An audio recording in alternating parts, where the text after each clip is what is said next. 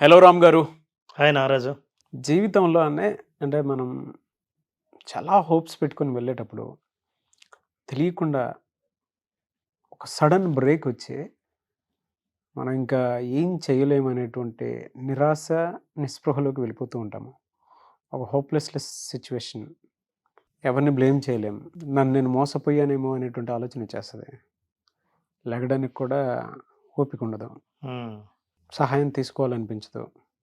తాకట్టులో ఉన్న బంగారాన్ని విడిపించి ఆ రోజు ఆన్లైన్ రేటుకే మేము కొంటాం. Sharma gold company. ఏదో పరిస్థితుల ప్రభావం దాటి ఏ విధంగా అయిపోతామనంటే, ఇంక నా లైఫ్ ఇంకంతే అయిపోయింది. గివప్ చేసేద్దాం. ఇంకిక్కడి నుంచి బతకడం కూడా వేస్టే అనేటువంటి థాట్‌లోకి వచ్చేస్తారు. నా కెరీర్ ఇదే. ఇంకిలానే ఉంటది. ఇందులో ఎదుగు పొదుగు ఉండదు. జీవితం అయిపోయిందనే మోడ్‌లోకి వచ్చేస్తారు.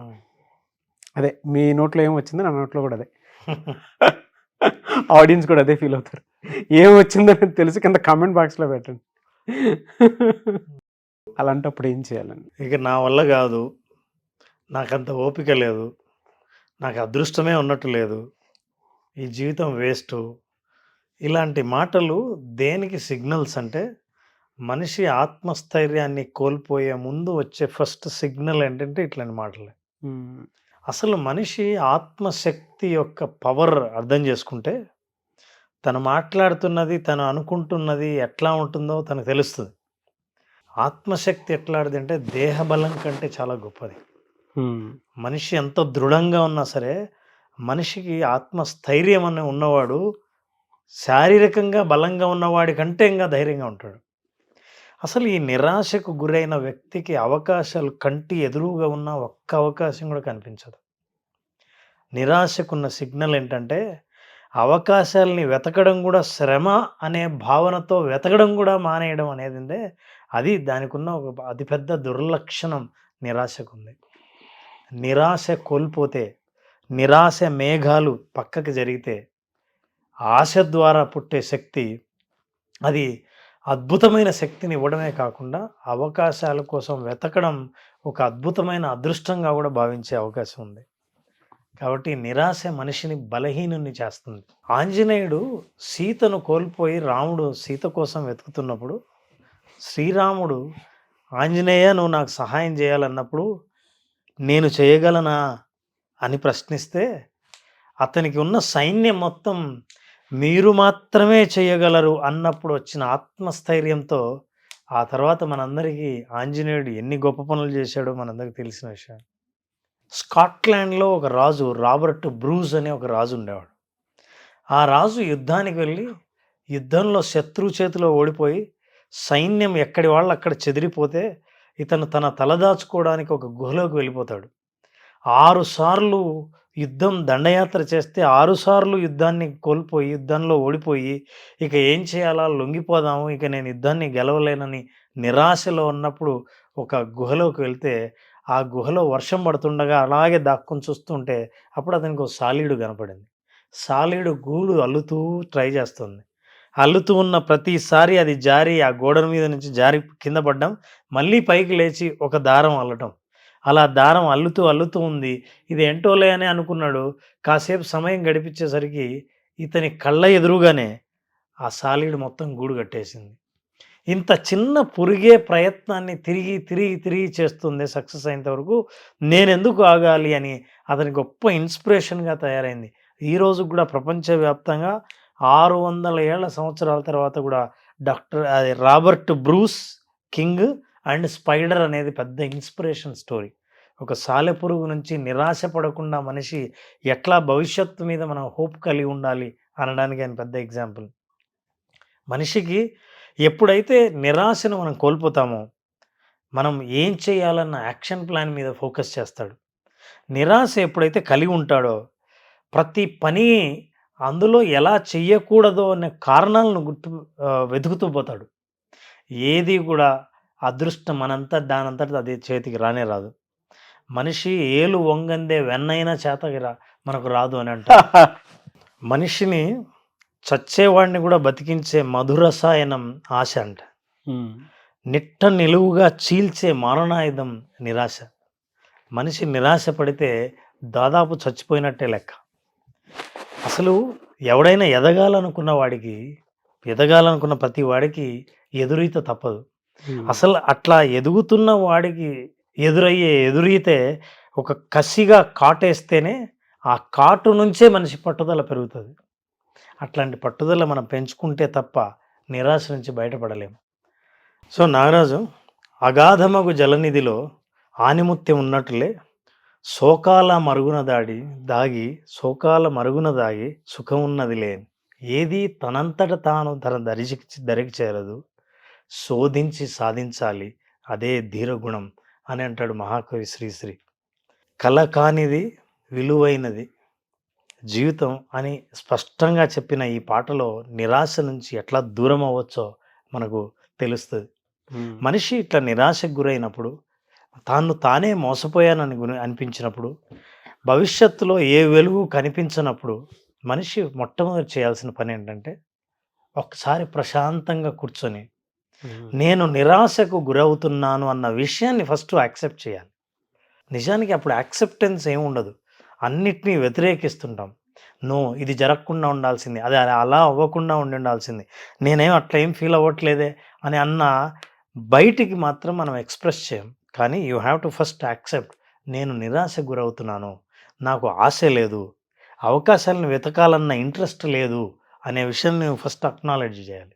ఓకే. సెకండ్ థింగ్, మీరు ఎప్పుడైతే రిలాక్స్ అయ్యారో ఇప్పుడు వస్తువులన్నీ ఉన్నట్టు కనిపించడం మొదలు పెడతాయి. లేకపోతే అవకాశాలన్నీ కూడా మొత్తం మబ్బుతో మూసుకుపోయి ఉంటాయి. ఎప్పుడైతే ఉన్నవి ఉన్నట్టు కనిపిస్తాయో, ఒక్కొక్క గడ్డిపోచను తీసి మోకుగా తాడు అయితే అట్లా తయారు చేస్తామో, ఒక్కొక్క అవకాశాన్ని కూడా వదలకుండా అన్నిటినీ ప్రయత్నిస్తూ ముందుకెళ్ళాలి తప్ప, ప్రయత్నం ఎప్పుడు ఆపావో అదే మరణం అవుతుంది తప్ప ప్రత్యేకంగా మనిషి చచ్చిపోవాల్సిన అవసరం లేదు. ఏ ప్రయత్నం చేయకుండా నిరాశతో బతికే మనిషిని జీవోత్సవంగా ఉంటాడు తప్ప, జీవించి ఆశతో కలిగే మనిషి, జీవించి ఆశతో ఉన్న మనిషికి ఉన్నంత శక్తి అతనికి ఉండదు. కాబట్టి మనిషి ఆశ కోల్పోయినప్పుడు, నిరాశ ఉన్నప్పుడు, అవకాశాలు లేవని అనుకున్నప్పుడు you have to acknowledge yourself. Every small ఆపర్చునిటీని గుర్తించడం ఒకటి, ప్రయత్నం ప్రతిరోజు పేపర్ తీసుకొని నాకున్న అవకాశాలు ఏంటి, నేను చేసిన ప్రయత్నం ఏంటి. నిజానికి నువ్వు అవకాశాలు ఒక 5 ఉన్నాయని రాసినప్పుడు ఏం ప్రయత్నం చేశావంటే వాటి పక్కన కారణాలు కనిపిస్తాయి తప్ప ప్రయత్నాలు కనిపించవు. మీరు ప్రయత్నాలతో నింపండి. మీరు ఇలా నింపుతూ పోతుంటే, చేస్తూ వెళ్తుంటే, ఆశతో ముందుకెళ్తుంటే ఖచ్చితంగా ఎందుకో భవిష్యత్తులో ఒక సుందరమైన దృశ్యం కనిపిస్తుంది. మీ భవిష్యత్తు మీకు స్పష్టంగా కనిపిస్తుంది. అలా ముందుకెళ్ళిన వాళ్ళు నిరాశకి ఏమాత్రం బలిగారు. ఆశ అనే వెలుగు ఎప్పుడు వాళ్ళకి దారి చూపిస్తూనే ఉంటుంది. నాకు మీరు అలా చెప్తుంటేనే చాలా మందికి ఉండేటువంటి అతిపెద్ద సమస్య నిజంగా ఒక్కోసారి ఏమైపోతుందంటే, చుట్టుపక్కల తల్లిదండ్రులు ఉంటారు, కట్టుకున్న భార్య ఉంటుంది, కట్టుకున్న భర్త ఉంటాడు, కానీ హోప్లెస్నెస్ అంటే అది ఆ జీవితం ఎక్కడో మనకు కనిపించకుండా ఉండేటువంటి ట్రామాలోకి వెళ్ళిపోతూ ఉంటాం సార్. ఆ టైంలో బాడీ లాంగ్వేజ్ కానీ మనం కానీ ఉండేటువంటి తీరు ఉంటుంది సార్. అసలు లేచి నిలబడదామంటే బాడీ సపోర్ట్ చేయదు, ఒంట్లో నీరసం, ఓపిక ఉండదు, ఇంకా చచ్చిపోయటం బెటర్ ఏమో, ఎందుకు ఇలానే ఉంటుంది జీవితం అనేటువంటి క్లారిటీకి వచ్చేస్తుంది. బట్ ఈ వీడియో ఒకసారి చూసిన తర్వాత జస్ట్ ఎవరికైనా సరే రిలాక్స్గా ఇలా ఒక చోట కూర్చొని డెఫినెట్గా వాళ్ళకి అనిపిస్తుంది అవకాశాలు ఏమేమి ఉన్నాయి మన కంటి ముందు ఆలోచిస్తే. ఎదగాలనేటువంటి ఆలోచన, కోరిక కనుకుంటే ఒక్క అవకాశాన్ని ఇలా పిక్ చేసి ముందుకు వెళ్ళిపోవచ్చు. ఎప్పుడూ కూడా సమస్యలో నుంచి చూడకూడదు, అవకాశంగా చూసి ముందుకెళ్తేనే దాని వాల్యూ తెలుస్తూ ఉంటుంది. మీరు చెప్తుంటే ఒక గైడ్, కోచ్, మెంటర్ పక్కన కూర్చొని చెప్తున్నట్లేదు సార్. ఒక ఫ్రెండ్ పక్కన కూర్చొని భుజం మీద చేసుకొని మాట్లాడుతున్నట్టుంది. అంటే అంత డెప్త్ విషయాలు చెప్పారు మీరు. Very happy for you sir. So ఎదురు దెబ్బ లేకుండా ఎదగాలని అనుకోవడం ఉందే, అది ఎట్లుంటుందంటే సంసార సాగరంలో స్టీమర్ మీద వెళ్దామని అనుకున్నట్టు ఉంటుంది. ఈదాల్సిందే. అవును. సో అట్లాంటి అవకాశాలని మనం యాక్చువల్గా విజువలైజేషన్లో కూడా చెప్తున్నారు. ఏదైనా సమస్యలో మీరు ఇరుక్కున్నప్పుడు సమస్య సాల్వ్ అయితే, సొల్యూషన్ కనిపిస్తే, ఆ సొల్యూషన్ ద్వారా నీకు అద్భుతమైన ఆశ కల్పిస్తే, అప్పుడు జీవితం ఎంత అద్భుతంగా ఉండాలని నువ్వు కోరుకుంటున్నావో ఆ జీవితం ఎలా ఉంటుందో దాన్ని రాయాలి. నా జీవితం ఎలా ఉంటుందంటే, నేను ఇలా పొద్దున్నే చక్కగా డ్రెస్ చేసుకొని, స్నానం చేసి డ్రెస్ చేసి, నా వెహికల్‌లో నేను వెళ్ళాల్సిన చోటుకి బయలుదేరుతూ ఉంటే, కారులో పాటలు పెట్టుకొని వింటుంటే, ఆ లైఫ్ ఎలా ఉంటుంది అన్నది నువ్వు డిస్క్రైబ్ చేయాలి. యెస్. డిస్క్రైబ్ చేసిందాన్ని విజువలైజ్ చేయాలి. ఆ విజువలైజ్ చేసినప్పుడు నీకు అవకాశాలు కనిపించడం మొదలుపెడతాయి. చాలా మంచి లైఫ్ లెసన్స్ ఇందులో, లైఫ్ స్కిల్స్ కూడా ఉన్నాయి. ప్రతి ఒక్కరూ ఫేస్ చేసేటువంటి ప్రాబ్లమ్ని అలా చిటికలో బయటపడేలా చేశారన్న. Very happy for you sir. And ఇవాళ నేను ఆడియన్స్కి కూడా ఒకటే చెప్తాను, నేను ఒక మెంటర్, గైడ్, కోచ్ సహాయంతో విజువలైజేషన్ లాంటి క్లాసెస్కి మీరు ఎప్పుడైతే అటెండ్ అవుతారో, బయట కోచింగ్ల పేరు మీద అంటే సైకలాజికల్ థెరపీస్ కోసం ఎక్కడికెక్కడికో వెళ్తూ ఉంటారు. ఒక్కసారి విజువలైజేషన్ క్లాస్కి అటెండ్ అయిన తర్వాత మీకు క్లారిటీ వస్తూ ఉంటుంది జీవితం మీద. ఎందుకంటే మీకు ఏమీ దిక్కుతోచని స్థితిలో ఉన్నప్పుడు, ఒక ఆన్సర్ కావాలి అనుకున్నప్పుడు, ఈ వీడియో చాలామందికి ఉపయోగపడుతుంది. మీరు ప్రతి ఒక్కరికి షేర్ చేయండి. ఒక్కసారి విజువలైజేషన్ క్లాస్ అటెండ్ అయ్యి చూద్దాము అని ఒక క్లారిటీకి రండి. డెఫినెట్గా మీకు చాలా క్వశ్చన్స్కి ఆన్సర్ అయితే దొరుకుతాయి. అంత గొప్ప నాలెడ్జ్ ఉన్నటువంటి, అంటే స్టేబుల్ మెంటాలిటీని క్రియేట్ చేసేటువంటి ఒకే ఒక్క కోర్సు విజువలైజేషన్ అని. Thank you sir, thank you so much Ram garu. So మళ్ళీ క్లాస్ ఎప్పుడు ఉండే అవకాశం ఉంటుంది? ఈరోజు ఫిబ్రవరి 28న క్లాస్ స్టార్ట్ చేస్తున్నాం. Visualization 5 days basic session. Every month attend అయిన వాళ్ళే అటెండ్ అవుతున్నారు. బేసిక్ కోర్స్ మళ్ళీ కావాలంటున్నారు. సో తప్పనిసరిగా ఫిబ్రవరి 28న స్టార్ట్ చేస్తున్నాం. ఎవరైనా ఇంట్రెస్ట్ ఉన్న వాళ్ళు ఈ 5 రోజుల సెషన్ అటెండ్ అయ్యి దానికి కావాల్సిన సంపూర్ణ ప్రయోజనాన్ని పొందవచ్చు. డెఫినెట్గా. సో ఫిబ్రవరి 28న అయితే విజువలైజేషన్ బేసిక్ క్లాస్ ఉంటుంది. ఆల్రెడీ చాలామంది అటెండ్ అయినటువంటి వాళ్ళకి తెలుసు. అండ్ మీరు విజువలైజేషన్ ఫీడ్బ్యాక్ వీడియోస్ చూసినా కూడా మీకు డెఫినెట్గా ఒక క్లారిటీ ఉంటుంది. ఎమోషనల్ వెయిటేజ్ ఏదైతే ఉందో, అంటే మీకు తెలియకుండా ఒక ట్రామాలో ఉండి భారంగా అనిపిస్తున్నటువంటి వాళ్ళు, జీవితం నాకు అర్థం కావట్లేదు, కాన్ఫిడెన్స్ కావాలి అనుకున్నటువంటి వాళ్ళు, ఈ 5 days క్లాస్కి కనుక అటెండ్ అయితే మీకు డెఫినెట్గా మీరు అనుకున్నది సాధించేలాగా, నెరవేరేలాగా క్లాసెస్కి కొన్ని టూల్స్ అండ్ టెక్నిక్స్ చెప్తారు. ఆ విధంగా సరే మీరు క్లాస్లో నేర్చుకోవడానికి ఎక్కువ అవకాశం ఉండేలా ఉంది.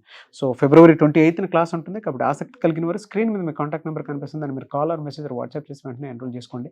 ఒకవేళ మీ కాంటాక్ట్ నెంబర్ కనెక్ట్ అవ్వట్లేదంటే రామ్ గారిని మీరు అప్రోచ్ అవ్వాలి అనుకుంటే మిస్టర్ నాగ్ అఫీషియల్ 1 అని నా ఇన్స్టాగ్రామ్ ఐడి ఉంది. దానికి మీరు పర్సనల్ మెసేజ్ పెడితే, పోనీ అపాయింట్మెంట్ కోసం సరే పర్సనల్ మెసేజ్ పెడితే రామ్ గారి టీమ్కి ఫార్వర్డ్ చేస్తాను. ఆ విధంగా సరే మీరు అప్రోచ్ అవ్వచ్చు. ఈ వీడియోని లైక్ చేయండి, షేర్ మాత్రం తప్పకుండా చేయండి. ఇలాంటి మరిన్ని వీడియోస్ కోసం మా ఛానల్ ఫాలో అవ్వండి. Thank you so much Ram garu. Thank you.